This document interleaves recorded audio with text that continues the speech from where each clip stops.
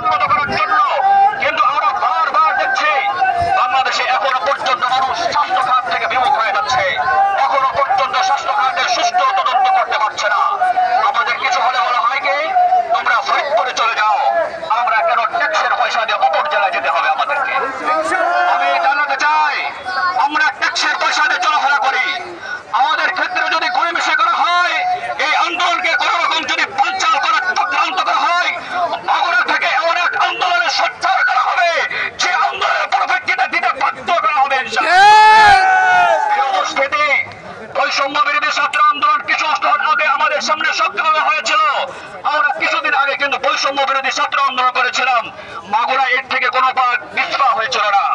আজকেও যদি medical college নিয়ে সামান্য পরিমাণ ষড়যন্ত্র করা হয়, আর বাংলাদেশের মানুষকে যদি গরিমিশে করা হয়, মাগুরার মানুষদেরকে কোন রকম যদি বিপদগামী করার ষড়যন্ত্র করা হয়, মাগুরার মানুষ বিন্দু পরিমাণ সহ্য করে নিবে না।